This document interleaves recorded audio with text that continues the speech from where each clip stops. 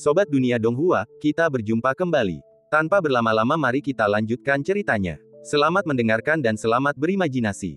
Senja tiba, matahari tak terlihat di langit yang suram. Cahaya redup menembus hujan dan awan, menyelimuti cahaya dalam rintik-rintik hujan, yang pecah di atap, memercik menjadi kabut tipis. Ning Changjiu duduk di bawah jendela atap, dengan pembakar dupa tembaga di hadapannya.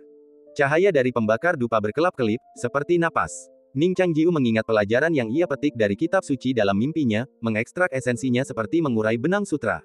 Mengalirkannya melalui titik-titik akupuntur di seluruh tubuhnya, memancarkan gemuruh guntur di dalam tubuhnya. Di dalam lautan kesadarannya, air pasang tampak naik turun, air yang bergelombang seperti jaring yang tegang, menekan raksasa di bawahnya. Setelah siklus keempat, Ning Changjiu mulai berhalusinasi. Ia membayangkan dirinya berada di tungku tembaga yang ia gunakan untuk menghangatkan tangannya, api arang menghanguskan setiap inci kulitnya. Ia menyaksikan tanpa daya saat kulitnya hangus menjadi hitam arang. Dengan sekali usapan tangannya, daging hangus itu terlepas. Kemudian, bagaikan belatung yang tak terhitung jumlahnya menggeliat, api merayapi dagingnya, menggerogoti setiap tulang, dan mencabik-cabiknya. Tahan, Ning Changjiu menggertakkan giginya, rasa sakit itu memberinya pencerahan sesaat. Ia segera menarik diri dari keadaan sebelumnya, terengah-engah sambil memandangi lengannya yang masih utuh. Dengan napas lega, ia menyeka dahinya, mendapati dahinya bermandikan keringat. Ini adalah tanda kultivasi yang berlebihan. Dalam cerita rakyat, hal itu disebut tersesat. Untungnya, Ning Changjiu tidak serakah. Setiap kali lautan kesadarannya mengering, dan pikiran-pikiran jahat mengancam akan berakar, ia selalu mampu bereaksi dan meredamnya. Ning Changjiu menenangkan pikirannya dan duduk di dekat jendela sejenak. Tetesan air hujan di luar menerpa wajahnya, mendesis saat menyentuh kulitnya dan menguap menjadi kabut putih. Siming, yang mengamati dari belakang, melihat kabut misterius yang menyelimuti jubah putih Ning Changjiu. Ning Changjiu hampir yakin bahwa gulungan dalam mimpinya adalah karya gurunya. Isi gulungan itu cukup kuno. Selain menceritakan sejarah mitologis, gulungan itu juga secara tidak langsung memperkenalkan banyak teknik pemurnian jiwa dan tubuh. Gulungan-gulungan ini memiliki kemiripan dengan catatan ilahi sura, dan bahkan dapat dikatakan sebagai sumbernya. Ning Changjiu pernah merenungkan mengapa, setelah mengalami kesengsaraan iblis batin dan guntur di alam panjang umur, seseorang dapat memasuki alam Ziting yang sangat berbeda. Setelah melampaui lantai ke-9, alam Ziting, melalui terobosan kebetulan, dapat memasuki alam misteri mendalam yang sama sekali berbeda. Antara Changming dan Ziting, antara Ziting dan Wudao, terdapat garis patahan yang sangat besar tersembunyi. Ketidaksinambungan ini seperti lompatan dari 1 ke 5, menghapus 2, 3, dan 4. Bagaimana ketidaksinambungan ini terjadi? Ning Changjiu awalnya percaya bahwa itu adalah hukum alam yang pasti, yang tidak perlu dijelaskan. Namun, dalam kitab suci yang diimpikannya, dan metode rahasia kultivasi para dewa kuno, ia terkejut menemukan bahwa di zaman kuno, tampaknya tidak ada pembagian wilayah. Tubuh mereka seperti tong yang terbuat dari batu bata, dan kultivasi dilakukan dengan menuangkan air ke dalamnya. Sambil mereka dengan tekun mengisinya, mereka meninggikan dan menebalkan tong tersebut hingga menjadi massa yang sangat besar. Mengapa ada perbedaan yang begitu besar antara zaman kuno dan sekarang? Ning Changjiu tidak dapat menemukan jawabannya. Ia berbalik dan melihat Siming masih berlatih dengan pedangnya. Siming menggunakan tubuhnya sebagai sarana kultivasi, menciptakan dunia kecil di dalam dirinya. Saat berkultivasi, pakaian dan rambut peraknya sering bergerak tanpa angin, dan energi pedangnya, seperti bulu, menyebar di belakangnya, seperti dunia kaca. Siming duduk sendirian di dalamnya, menyendiri dan acuh tak acuh. Seolah merasakan tatapan Ning Changjiu, Siming membuka matanya. Cahaya pedang menghilang di belakangnya, berubah menjadi hujan cahaya. Siming bertanya dengan rasa ingin tahu, apa yang telah kau latih akhir-akhir ini? Di mana kau mempelajari cara jahat ini? Ning Changjiu langsung berkata, aku sudah memilah-milah beberapa kenangan tentang guruku semasa muda.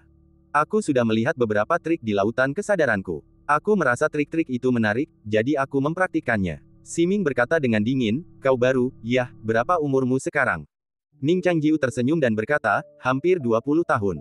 Ya, Siming berkata, di usiamu, sungguh suatu keajaiban kau bisa mencapai puncak Ziting. Tidak perlu terburu-buru untuk sukses cepat. Ning Changjiu berkata, aku tidak terburu-buru. Aku hanya sedang mencari cara. Tidak perlu berdalih. Siming tersenyum. Aku tahu kau laki-laki, tapi aku selalu membayangimu. Kau tampak santai, tapi sebenarnya kau merasa tidak nyaman. Jadi kau ingin berlatih keras, berusaha untuk benar-benar melampauiku secepatnya, kan?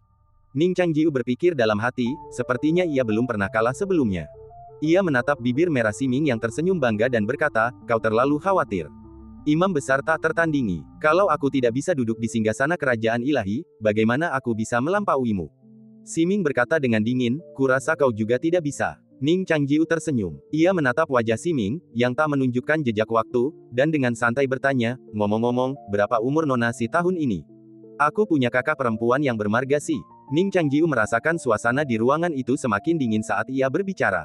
Siming menatapnya dengan dingin. Tiba-tiba, sebuah teriakan menggema dari dalam. Ning Changjiu telah belajar pelajaran lain, jangan pernah sembarangan menanyakan usia seorang wanita. Siming duduk bersandar di tempat tidur, bermeditasi, mengatur napas, dan mengolah pikirannya. Ia dengan santai berkata, hati-hati dengan burung rok bersayap emas. Hah? Kenapa? Tanya Ning Changjiu. Utusan rok bersayap emas telah mengunjungi mereka, tetapi itu hanyalah formalitas, tidak lebih. Mereka juga tidak menyadari kematian Raja Iblis Kabut. Ning Changjiu awalnya mengira itu rekayasa, tetapi drama itu tampaknya telah mereda tanpa perkembangan lebih lanjut.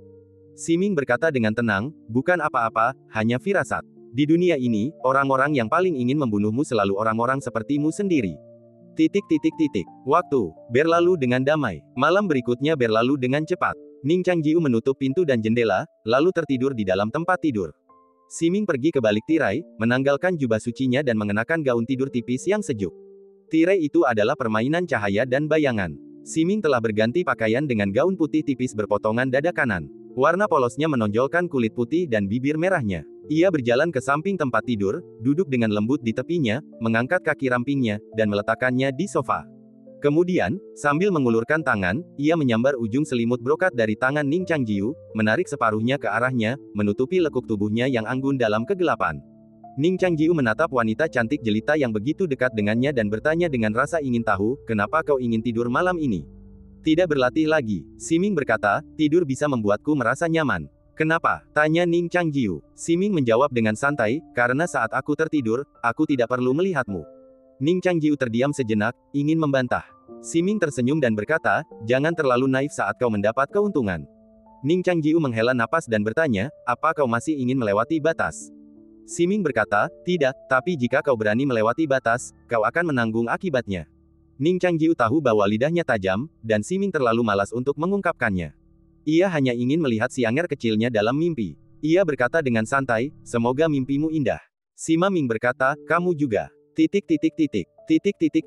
Ketika Ning Changjiu tertidur, Zhao Xianger sudah duduk di bawah pohon besar, membolak-balik buku dengan serius.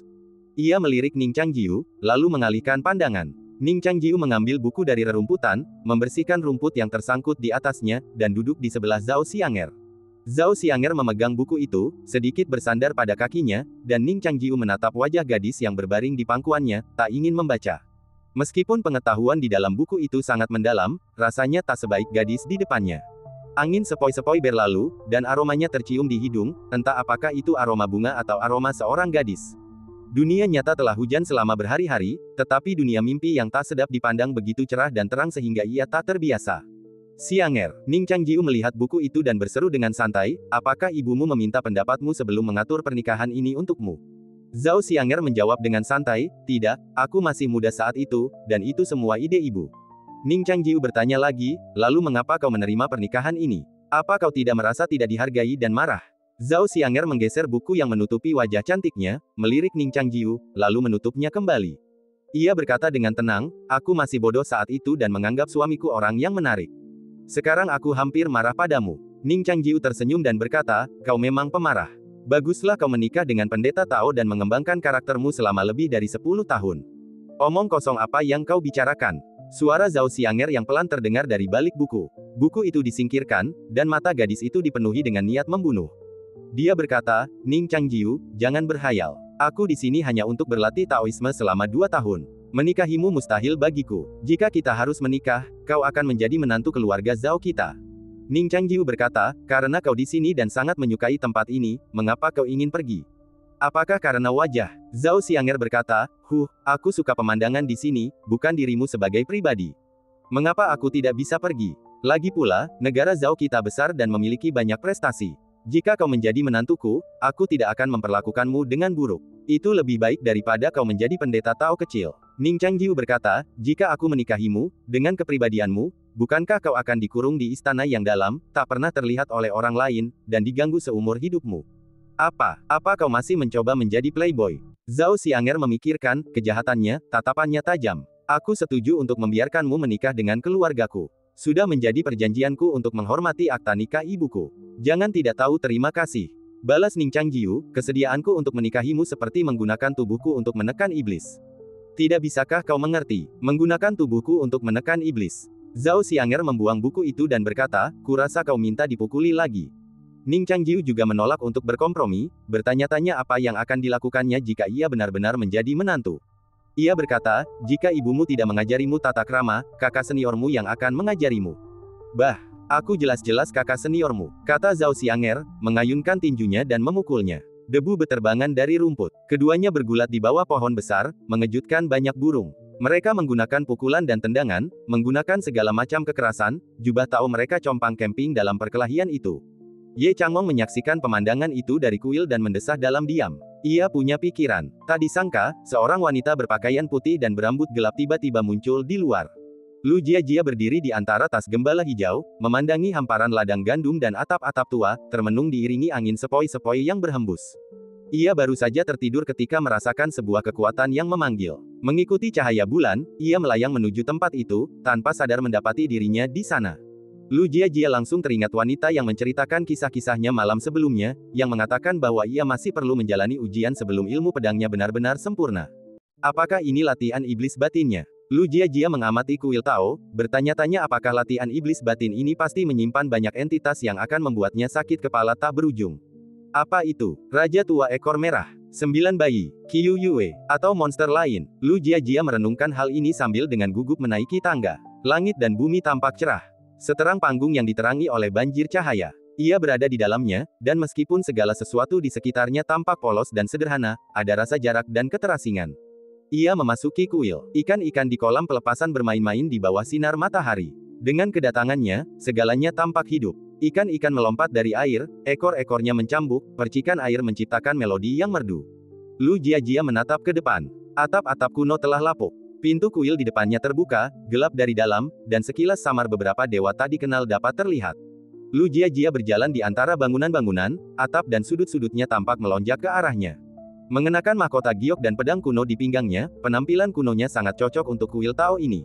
Lu Jiajia berjalan sejenak, merasa bahwa tempat itu dipenuhi dengan keabadian, tanpa sedikit pun kehadiran iblis.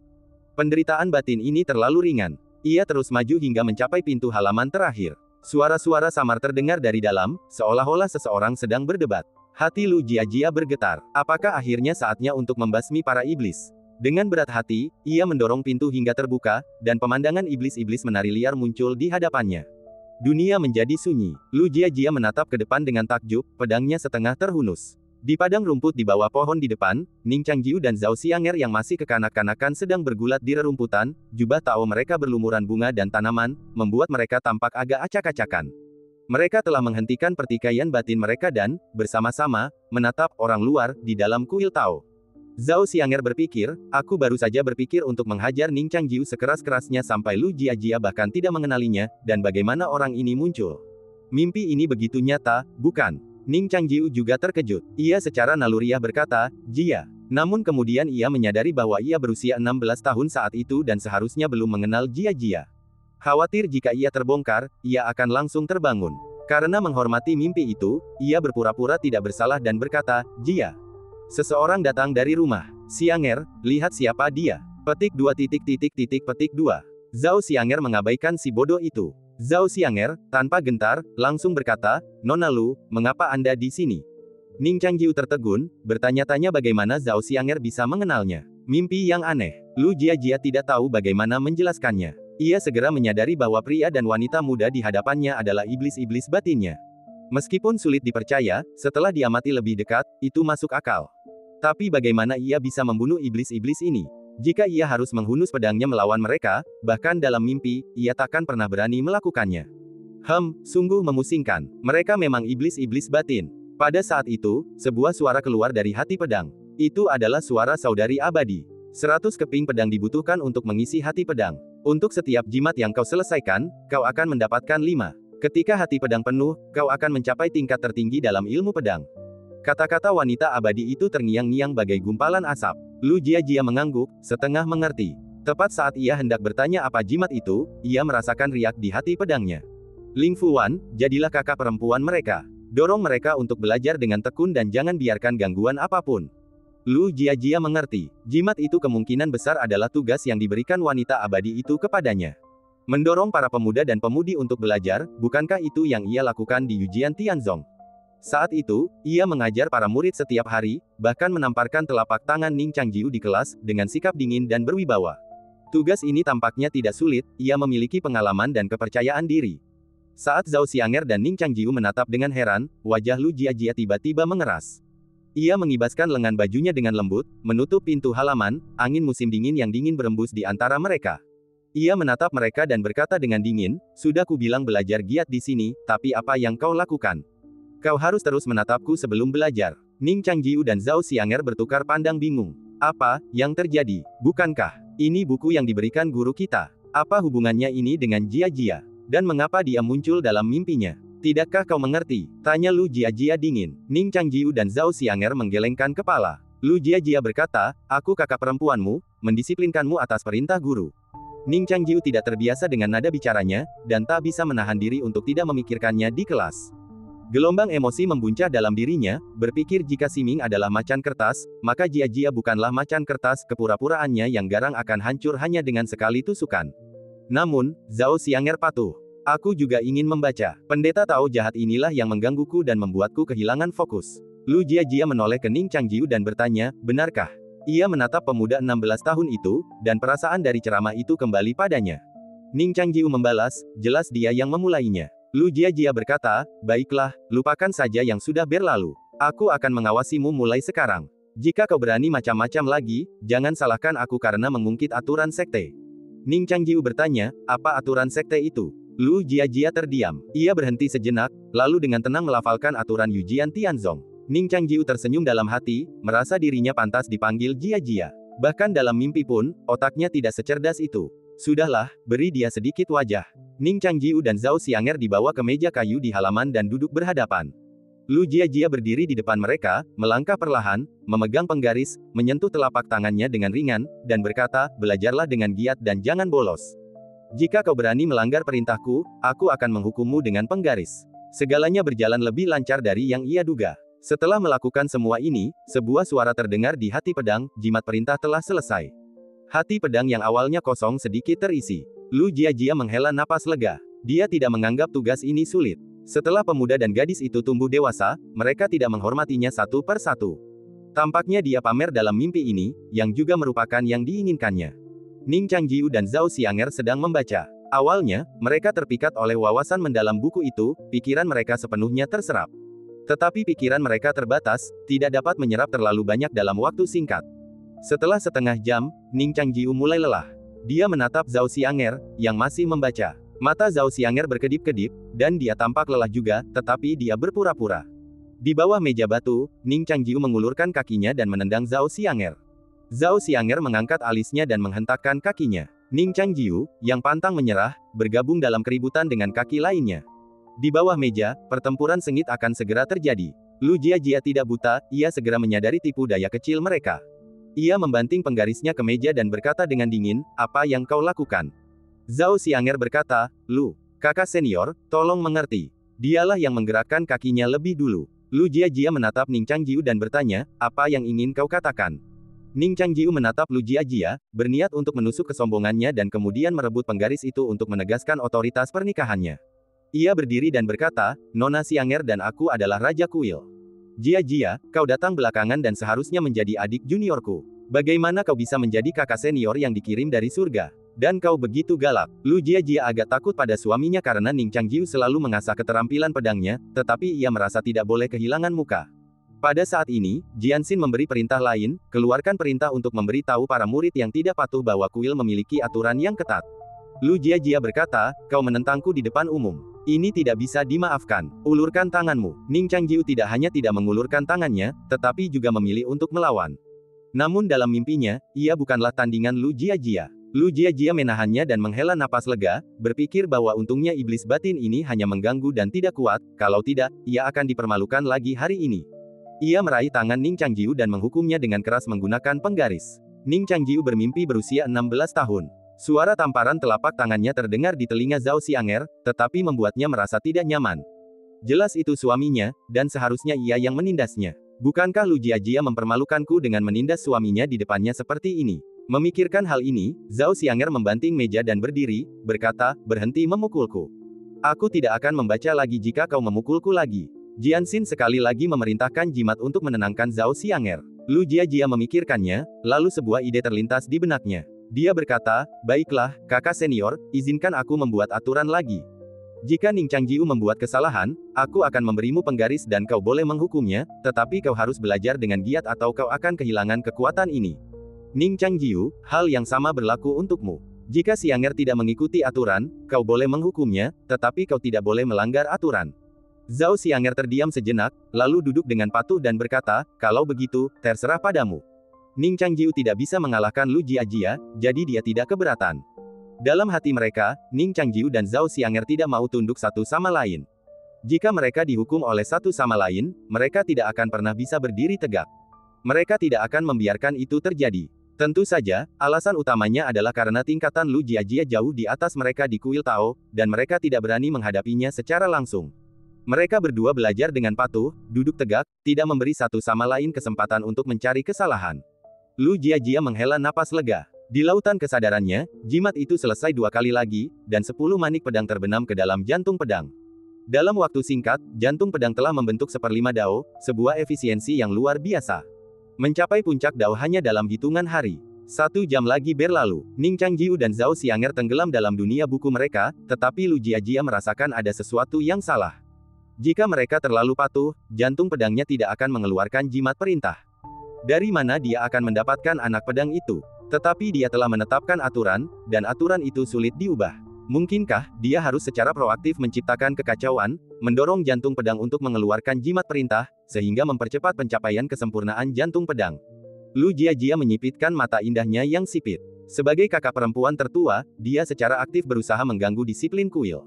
Tapi, apa yang harus kulakukan? Lu Jiajia berpikir dengan cemas, dan bahkan ingin Ning Changjiu membantunya dengan beberapa nasihat. Pada saat ini, tiba-tiba terdengar ketukan di pintu di luar halaman. Tok, tok, tok. Mereka bertiga mendongak dan saling berpandangan. Lu Jiajia berkata, kalian belajarlah yang giat, aku akan membukakan pintu. Sambil berkata demikian, ia berjalan mengitari pohon besar dan membuka pintu halaman. Lu Jiajia kembali tertegun. Kenapa kau di sini? Lu Jiajia bingung. Di luar pintu, Siming berambut perak dan berjubah hitam, berdiri sendirian dengan wajah berseri-seri. Ia menatapnya dengan keheranan yang sama. Ini pertama kalinya Siming ke sini. Melewati pegunungan dan sungai yang diselimuti kabut, melewati kota pegunungan yang berkelok-kelok, pemandangan terhalang oleh atap jerami yang bobrok. Di balik jendela-jendela tanah dan pintu-pintu kayu, kegelapan terasa seperti binatang buas yang terperangkap di dalamnya. Seekor anjing liar yang diikat di rumah lumpur menggonggong, tubuhnya yang kurus hancur, rantai di lehernya yang ramping mengancam akan mematahkannya kapan saja. Siming menatap anjing kuning itu dengan ekspresi serius. Tulang-tulang anjing itu, yang hampir menembus daging, tampak seperti tulang dewa. Ia terus maju, melihat siput-siput kehampaan berat yang telah lama punah di ladang. Mereka tertutup alga, memakan cahaya bintang, dan bergerak lambat di siang hari. Ia melihat ikan bersisik buta di sungai, unik di kehampaan, melahap bangkai para pemakan jiwa di dalamnya. Menangkap satu ekor bisa membuatnya tetap berada di dalam lingkaran air, memberinya kemampuan untuk menjelajah kehampaan. Ia juga melihat ular-ular purba, naga bumi, benih phoenix, dan pepohonan dari istana surgawi, yang semuanya konon telah punah, tumbuh begitu saja di kota yang biasa-biasa saja ini. Saat berjalan menyusuri kota Dahe, Siming samar-samar merasakan tatapan banyak mata yang menatapnya dari rumah-rumah. Tatapan mereka memancarkan aura permusuhan, seperti arwah orang-orang yang telah tewas di tangannya sendiri. Siming tak menghiraukannya. Mengikuti nalurinya, ia melangkah maju, kakinya yang seputih giok menyusuri jalanan kuno, sawah berlumpur, dan aliran sungai yang gemericik. Tubuhnya tetap sempurna dalam mimpi, hanya ternoda air dan tak pernah setitik pun kotoran. Siming teringat awal mimpinya. Setelah tertidur, ia melihat sosok itu lagi. Ia mengira itu hal yang biasa, dengan teguh menghunus pedangnya untuk menyerang, tetapi sosok itu mengaktifkan tanda budaknya, menebasnya tanpa setetes darah pun. Meskipun ia semakin kuat, kesengsaraan iblis dalam dirinya tampaknya juga semakin kuat. Pada tingkat ini, ia tak akan pernah bisa mengalahkan lawannya. Ia memutuskan untuk menjelajahi iblis dalam dirinya dari perspektif spiritual. Maka ia bermeditasi di sana, lalu tertidur lagi. Benar saja, ia merasakan ada kekurangan dalam mimpi iblis batiniahnya dan memasuki kedalamannya yang sebenarnya. Seperti yang telah ia prediksi, iblis batiniah ini masih menyembunyikan dunia di dalamnya.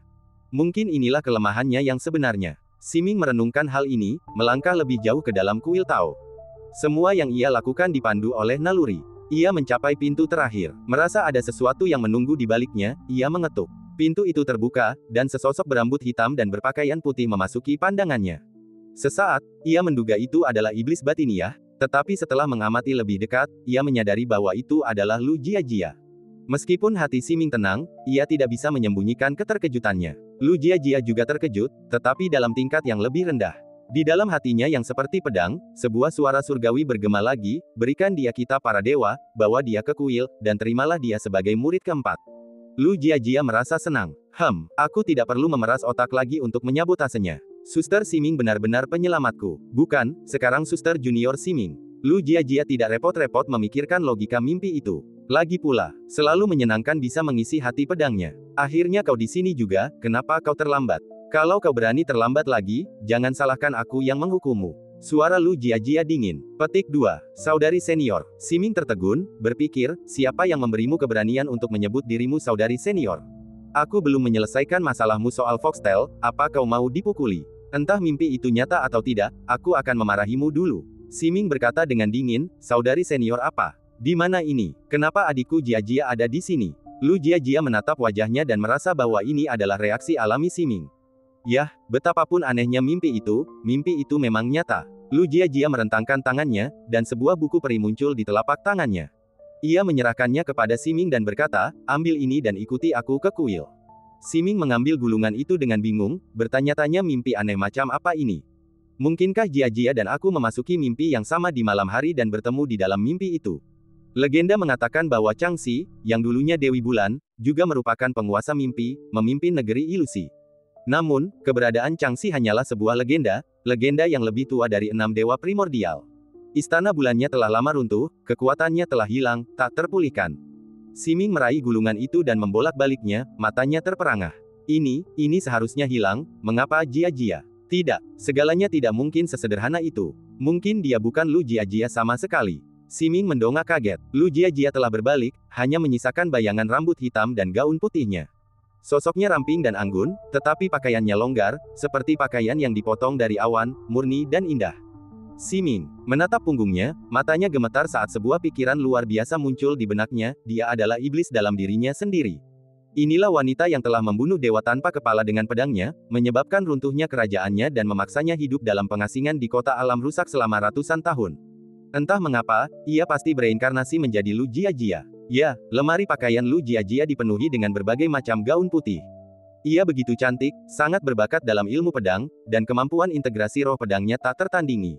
Bagaimana mungkin seorang wanita fana bisa sesempurna dirinya? Ia pasti reinkarnasi seorang dewi. Dan dewi itu justru iblis batiniah yang dengannya ia memiliki perseteruan darah yang mendalam. Inilah mengapa pertemuan tak sengaja dan ikatan mereka yang begitu kuat. Semuanya masuk akal. Siming yakin ia telah memahami kebenarannya. Sambil menggenggam buku itu, ia menatap punggung Lu Jiajia dengan penuh kekaguman. Begitu ia menerima skenario imajinasinya sendiri, kemiripan itu semakin kuat. Siming diliputi emosi yang rumit, jika ia adalah reinkarnasi sang dewi, yang entah bagaimana telah direduksi menjadi begitu lemah, maka ia bukan hanya saudara perempuannya, tetapi tubuhnya juga telah dirasuki oleh manusia seperti Ning Changjiu. Dulu di Sekte Roh Kuno, ia bahkan pernah mengintip dari jendela, menyaksikan Lu Jiajia dibantai dan ditinggalkan dalam reruntuhan. Ini, musuh yang tangguh telah jatuh ke dunia manusia. Bukankah seharusnya aku bahagia? Emosi Siming rumit. Ia telah jatuh cinta pada adik perempuannya ini sejak mereka bersama di Menara Luoshu, tetapi bagaimana jika ia benar-benar reinkarnasi sang dewi? Haruskah ia membunuh iblis batiniah ini atau tidak? Siming berdiri di sana, sedikit kesepian. Ia tiba-tiba menyesal telah menjelajah lebih dalam ke dalam mimpi. Dibandingkan dengan sosok yang tak terkalahkan dan kuat di luar, ini adalah keputusan yang sungguh menyakitkan bagi Daosin. Hah, untuk apa kau berdiri di sana? Apa kau tidak mendengarkan, kakak senior? Lu Jiajia memaksakan diri untuk tetap tenang, berbalik dan menatap Siming dengan tenang. Ia melihat sedikit kekaguman dan semangat dalam tatapan Siming. Tatapan yang belum pernah dilihatnya sebelumnya. Siming terdiam sesaat, lalu tiba-tiba tersenyum. Ia menundukkan kepala, alisnya berkerut, dan melangkah melewati ambang pintu, gulungan di tangan. Ia berkata, saya mengerti, kakak senior. Lu Jiajia menghela napas lega, ia tak menyangka kakaknya akan menerimanya secepat itu. Tapi, Lu Jiajia menatap lurus ke depan. Ning Changjiu dan Zhao Xianger sedang mencondongkan tubuh ke depan, mengintip ke arah pintu, pandangan mereka terhalang oleh pohon besar. Hati Lu Jiajia mencelos, memikirkan Xianger dan Siming belum pernah bertemu sebelumnya. Jika mereka pernah bertemu, bukankah kuil ini akan dirobohkan? Lu Jiajia menghela napas dan berpura-pura tenang. Dengan tenang ia menuntun Siming melewati pohon dan berkata, adik perempuan sudah kembali. Izinkan aku memperkenalkanmu pada ini. Sepertinya tak perlu perkenalan lagi. Kuil Tao kembali hening. Zhao Xianger mengangkat kepalanya dan menatap Siming. Siming juga menatapnya. Si cantik dan polos saling berhadapan, dan seolah-olah salju telah terangkat di kuil. Yang satu adalah salju dari bunga-bunga yang layu, dan yang lainnya adalah salju sungguhan. Salju saling bertabrakan, dan ingin saling melahap. Ning terjepit di antara mereka untuk waktu yang lama, menatap hidungnya dengan mata dan hatinya dengan hidungnya, berpura-pura tidak tahu apa-apa. Ia mendesah dalam hati dan memahami logika kuil Tao dalam mimpinya, apa yang kau takutkan akan menjadi kenyataan. Zhao Xianger pernah melihat Siming sebelumnya, dan ia meremehkan Siming. Penampilan cantiknya terbungkus dalam hati yang kejam dan bodoh. Hanya mereka yang dibutakan nafsu yang akan menyukainya. Setelah melihat berbagai macam pemandangan di 3000 dunia, ia ingin memberi pelajaran kepada Siming dalam mimpinya. Siming belum pernah melihat Zhao Xianger, tetapi ia langsung menebak bahwa itu pasti Zhao Xianger. Ia juga meremehkan Zhao Xianger. Ia hanya mengandalkan garis keturunannya untuk mencapai puncak, kemampuan macam apa itu? Tidak seperti dirinya, ia mengandalkan keringat dan kerja keras untuk mencapai posisi pendeta. Ia ingin memberi pelajaran kepada Zhao Xianger dalam mimpinya. Ning Changjiu, kenapa kau di sini? Siming menatap Ning Changjiu dan bertanya dengan ringan. Ning Changjiu mengangkat kepalanya, tetapi Siming melihat wajah yang lebih muda dan lebih lembut, yang menatapnya dengan sedikit bingung. Siming sedikit tertegun. Apa yang terjadi? Berpura-pura muda. Ning Changjiu menatap Siming, menimbang-nimbang apakah ia harus terus berpura-pura bodoh. Zhao Xianger berbicara lebih dulu, jika suamiku tidak mengikutiku, apakah dia akan mengikutimu? Siming tersenyum dan berkata, suamimu. Oh, suamimu tersayang yang menikah dengan Lu Jiajia dan masih tidur di sampingku. Mau kuceritakan beberapa perbuatan mulianya. Tidur di sampingku. Zhao Xianger geram. Ia menatap Ning Changjiu dan berkata, jelaskan padaku. Wajah Ning Changjiu menegang, dan ia berkata dengan serius, aku sekarang berumur 16 tahun. Aku tidak tahu apa-apa tentang ini. Kalau begitu aku akan membunuhmu secepat mungkin untuk mengakhiri masalah ini. Kata Zhao Xianger dengan marah. Siming menjawab dengan dingin, jika balok atas bengkok, balok bawah juga bengkok. Jangankan 16 tahun, bahkan jika kau 3000 tahun lebih muda, kau tidak akan jauh lebih baik. Pernyataan ini seharusnya tidak masuk akal. Ye Changong, yang sedang bermeditasi di kuil, membuka matanya perlahan. Ia menatap teratai yang bergoyang di air, tenggelam dalam pikirannya. Jubah Tao biru tua di balik kerudung putihnya basah kuyup oleh air, terasa berat. Pertarungan antara Zhao Xianger dan Siming baru saja dimulai. Putri Suzaku yang bermartabat, calon pewaris kerajaan Tuhan, namun ia masih saja berselingkuh secara sentimental. Sungguh, meskipun Suzaku kecil, ia memiliki semua emosi. Jika putriku sudah seperti ini, maka dari jendela kecil ini, aku hanya bisa membayangkan betapa licik dan berbahayanya Suzaku ketika ia naik ke kerajaan Tuhan, mencari kekuasaan dan merebut tahta, sebuah kejahatan yang keji. Siming melipat tangannya, kata-katanya dingin dan tak tergoyahkan, ketidaksenangannya tampak jelas. Seorang pejabat kerajaan Tuhan, sisa-sisa bangsa yang jatuh, namun ia terus menipu dirinya sendiri dan orang lain. Benar-benar pengecut, seorang yang bermuka dua. Jika pendeta saja sudah seperti ini, maka dari pengamatan halus ini, aku bisa membayangkan pemenggalan kepala raja pastilah karena ketidakmampuan penguasa surgawi, sang pendeta, yang menghadapi musuh yang tangguh dan tak berdaya untuk melawan. Zhao Xianger berbicara dengan fasih dan pantang menyerah. Ning Changjiu dan Lu Jiajia bertukar pandang, mengagumi eksekusi mereka yang sangat teliti. Siming terdiam sejenak, lalu melanjutkan, kau menganggap dirimu keturunan Dewi, dengan kecantikan yang tak tertandingi, namun kau bahkan tak bisa menjaga tunanganmu tetap stabil dan membiarkannya jatuh cinta pada orang lain. Sungguh memalukan. Mata Zhao Xianger meredup, dan ia berkata, kau menganggap dirimu seorang pendeta wanita dan dewi, dengan alam yang tinggi, namun kau bahkan tak bisa melampaui Ning Changjiu. Sungguh rendah hati baginya untuk menanamkan tanda budak padamu. Siming kesal dan berkata, kau baru 16 tahun. Kau telah melihat beberapa tahun urusan duniawi, dan kau berani membantahku. Zhao Xianger tersenyum dan berkata, kau berusia 1000 tahun, tetapi kau telah menyia-nyiakan lebih dari 900 tahun. Kau benar-benar tak berdaya. Dada Siming naik turun, dan ia berseru, namamu Siang. Siang telah kehilangan tanahnya, Siang telah kehilangan rumputnya, dan Siang telah kehilangan perasaannya. Kebetulan adikku masih kekurangan tunggangan. Bagaimana kalau ku belikan kau seekor kuda agar sesuai dengan namamu dan menjadi siangku? Kalau begitu, Zhao Xianger merenung sejenak, lalu berkata, nama belakangmu Si. Pertama dia, kedua aku, dan ketiga dia. Ada kursi kosong di kuil, jadi kenapa tidak kuberikan satu untukmu? Sesuai dengan nama belakangmu, kau akan menjadi adik keempatku. Sambil berbicara, Zhao Xianger menunjuk Lu Jiajia, dirinya sendiri, dan Ning Changjiu, lalu mengambil kursi entah dari mana dan meletakkannya di hadapan Siming, dengan senyum di wajahnya. Mata dingin Siming menyipit, jubah sucinya berkibar saat ia menatap gadis mungil itu dengan niat membunuh. Ning Changjiu tertegun. Ia ingin menengahi, tetapi ia takut mengganggu suasana yang tenang. Lu Jiajia mendengarkan argumen mereka yang menyenangkan dan mengangguk pelan. Mereka bertepuk tangan tanda mengerti. Tiba-tiba, Lu Jiajia menyadari beberapa manik-manik hilang dari inti pedangnya. Rasa dingin menerpanya, dan ia segera menyadari itu pasti karena gangguan disiplin kelas. Yah, ini tidak bisa terus berlanjut. Zhao Xianger dan Siming melanjutkan kebuntuan mereka. Siming menatap kursi, memikirkan apa yang baru saja dikatakan Lu Jiajia kepadanya, sepertinya ia akan menjadi saudari magang keempat. Memanggil Zhao Xianger, saudari. Bagaimana mungkin ia menerima itu? Gadis 16 tahun ini, mungkin rambutnya belum tumbuh semua. Siming meletakkan tangannya di belakang punggung, berdeham, dan bersiap untuk berdebat, tetapi Lu Jiajia tiba-tiba menghentikannya. Cukup, ekspresi Lu Jiajia dingin, dan ia memukul meja dengan penggarisnya seperti palu. Ning Changjiu menghela napas lega, berpikir bahwa Jiajia terlihat sangat cantik ketika ia marah. Lu Jiajia berkata, apakah aku memintamu datang ke sini untuk bertengkar? Atau apa? Siming dan Zhao Xianger berkata serempak, cukup saling memahami. Lu Jiajia terdiam, dan di dalam hatinya, sebilah pedang telah lenyap. Tak tahan melihat pedang itu lenyap, ia menekan emosinya yang kacau, wajahnya sedingin es, dan berkata, jangan berdebat, aku memintamu datang ke sini untuk belajar giat, bukan untuk berdebat. Belajar, Siming bingung. Lu Jiajia mengangguk pelan, menunjuk gulungan di tangannya, dan berkata, ini yang perlu kau pahami.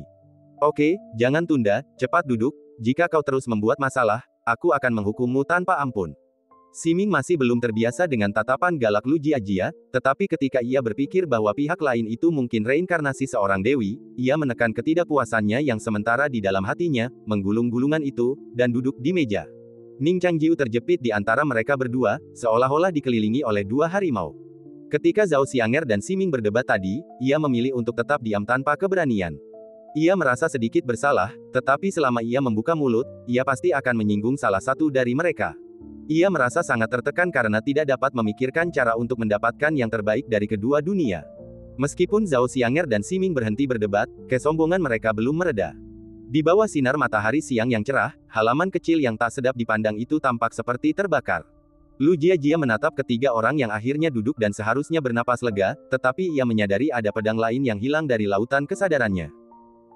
Ekspresinya membeku, dan ketika ia melihat lebih dekat, ia menyadari bahwa buku-buku Siming telah dibalik. Lu Jiajia menatapnya dan mendapati bahwa ia memiliki ekspresi muram dan tatapan dingin, dan jelas masih merajuk. Ini, sungguh tugas yang sulit. Lu Jiajia mengambil penggaris dan mengetuk meja Siming, berkata, jangan terganggu di kelas sekarang. Kita bisa membicarakan dendam kita nanti. Siming menatap Lu Jiajia dan berkata, tidak, aku tidak akan membaca buku ini kecuali kau menjadikanku kakak kelas.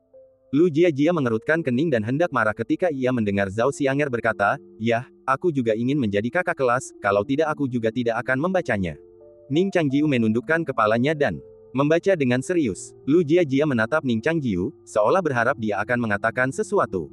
Ning Changjiu juga menyadarinya dan merenung, jalan menuju gunung buku adalah melalui ketekunan.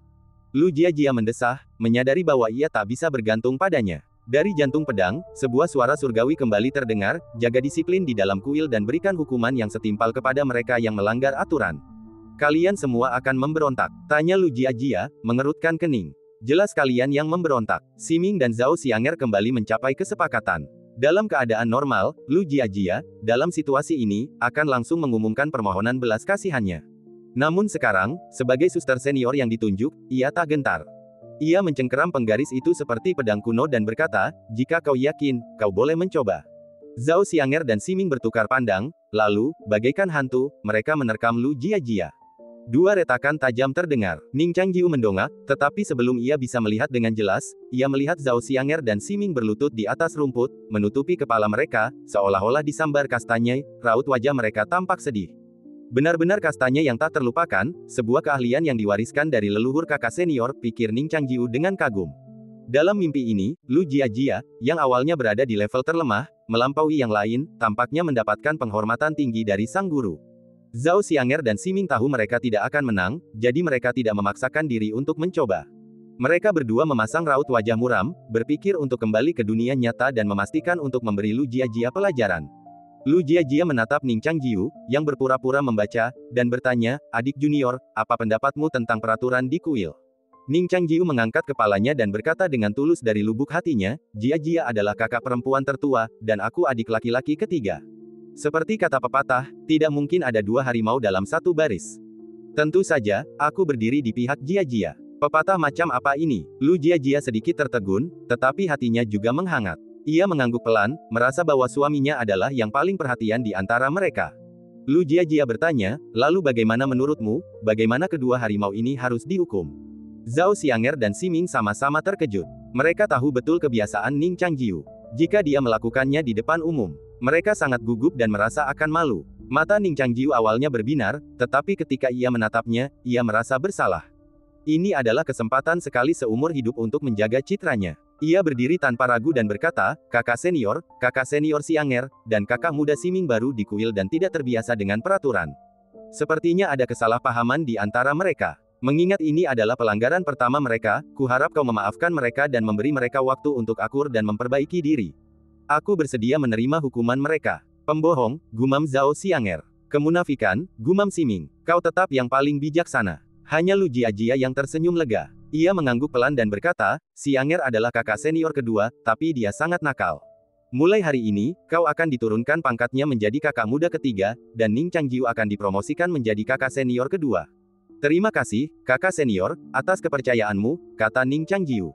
Zhao Xianger telah lolos dari bencana dan hanya bisa menerimanya dalam diam.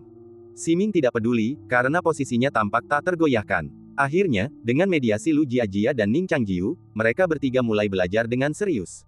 Suara lain bergema di hati Jianxin, dan Lu Jiajia mengulanginya, setelah beberapa saat, setelah kau menyelesaikan studimu, akan ada pemilihan 3 murid terbaik di kuil. Kau harus berusaha untuk itu. Ketiganya secara lisan tidak peduli dengan reputasi palsu ini, tetapi dalam hati mereka diam-diam bersaing satu sama lain, bersumpah untuk melampaui yang lain dan memenangkan tempat pertama. Kuil tahu kembali ke harmoni palsu. Lu Jiajia menghela napas lega, menatap ketiga orang itu dengan ekspresi serius, lalu tersenyum. Ini memang mimpi yang menempa karakter seseorang. Aduh, jika memang begitu dalam mimpi, bukankah akan terbalik jika benar-benar menjadi kenyataan? Yah, ini semua salah Ning Changjiu. Ning Changjiu menikmati ketenangan saat itu. Rok tao seputih salju dan jubah hitamnya tampak terpisah siang dan malam. Ia berjalan di persimpangan, meninggalkan hiruk-pikuk masa lalu dan jalan tak terduga di depannya. Angin menggoyang dedaunan, dan mata air serta sungai bergemuruh di telinganya, yang membuat orang-orang merasa tenang. Lu Jiajia juga tersenyum damai. Ia membayangkan hari-hari mendatang, betapa indahnya jika semua orang masih bisa hidup rukun seperti ini, bebas dari kekhawatiran. Tentu saja, tak ada yang lebih baik di dunia ini, bukan? Senyumnya cepat memudar. Ia harus menjunjung tinggi martabat kakak perempuannya, jadi ia tetap memasang wajah datar, tampak tak memihak dan tak memihak. Namun, begitu mereka rukun, ia menghentikan jimatnya dan menghentikan semangat pedangnya. Namun Lu Jiajia tak ingin menimbulkan masalah. Ia berpikir pelan, jika ia bisa mempertahankan kedamaian dan ketenangan ini, apa arti semangat pedangnya? Tanpa sepengetahuannya, di dalam kuil, kepala biara mengamatinya dalam diam, mengangguk pelan. Calon rekan guru pedang abadi seharusnya memiliki hati seperti ini, gumam Ye Changong dalam hati. Satu jam berlalu dalam sekejap mata, dan jam pulang sekolah pun tiba. Siming kembali tenang, menyadari, bukankah ia datang ke sini untuk membasmi iblis dalam dirinya? Mengapa ia begitu tekun mempelajarinya? Apakah ia begitu terhanyut olehnya? Namun, buku ini sungguh luar biasa, layak ditulis oleh seorang dewa kuno. Berbagai metode menakjubkan yang terkandung di dalamnya sungguh tak pernah terdengar. Apakah ini iblis dalam diriku yang menggunakan buku ini untuk melumpuhkanku? Lupakan saja, aku akan selesaikan membaca buku ini dulu. Buku ini sungguh bagus. Ketika aku mencapai tingkat yang lebih tinggi, peluang keberhasilanku seharusnya lebih besar lagi. Zhao Xianger meregangkan tubuh dengan malas. Ia menatap Siming dan berkata, adik keempat, kau telah hidup lebih dari 1000 tahun, dan kau masih menyukai Ning Changjiu, yang seumuran denganku. Siming memanfaatkan kenyataan bahwa itu hanyalah mimpi dan berkata tanpa ragu, memangnya kenapa kalau aku menyukainya? Apa kau cemburu? Zhao Xianger mengerutkan kening, menyilangkan tangan, dan berkata dengan dingin, tak tahu malu. Kau selalu bilang kau sempurna, tapi kau tak bisa melepaskan pikiran absurd ini di dalam hatimu. Siming berkata perlahan, kenapa kau tidak menghentikan suamimu saat dia meremehkanku? Lagi pula, dia satu-satunya murid laki-laki di kuil ini. Aku tidak menyukainya, tapi apakah aku menyukaimu? Zhao Xianger mencibir, satu saja tidak cukup. Kenapa tidak singkirkan saja pria yang tidak setia ini dan beri dia masing-masing setengahnya? Ning Changjiu, yang berpura-pura belajar dengan serius, merasakan hawa dingin di punggungnya dan ketakutan. Sima Ming menyetujui usulan itu, dan bertanya dengan lembut, jika kau ingin semuanya bertahan lama, kau ingin yang panjang atau yang lama? Zhao Xianger mengerucutkan bibir merah mudanya, menolak untuk menyerah, dan berkata, keduanya punya kelebihan masing-masing. Bagaimana pendapatmu, adik? Mereka mulai berdiskusi dengan serius. Lu Jiajia merasa pusing mendengarnya, berpikir, kalian berdua, harimau muda, pura-pura membahas ini. Rasanya seperti Ye Gong lebih menyukai naga daripada mencintainya. Ye Gong lebih menyukai naga daripada mencintainya. Ye Changong membuka matanya lagi dan memutuskan untuk menegosiasikan kembali masalah pembagian kepemilikan pedang abadi oleh Lu Jiajia. Ini adalah hari biasa dalam mimpi. Itu juga mimpi yang akan sering mereka ingat di masa depan. Sekarang, mereka masih berpikir itu hanya ujian untuk mengasah pikiran mereka. Sebelum kebenaran terungkap, semua orang tenggelam di dalamnya, dan yang mereka lihat hanyalah pepohonan yang rimbun dan langit yang cerah. Mereka membolak-balik buku dan membaca di bawah angin musim semi, bertengkar di bawah naungan pepohonan, dan mengungkapkan perasaan mereka yang sebenarnya dalam ilusi. Di kuil yang remang-remang diterangi lilin, Ye Changong memperhatikan dengan tenang. Mereka memang sangat dekat, tetapi ada sebuah pintu di antara mereka. Pintu itu telah tertutup selama 24 tahun di kehidupan sebelumnya. Dan cerita pun berakhir, nantikan cerita selanjutnya. Terima kasih telah mendengarkan.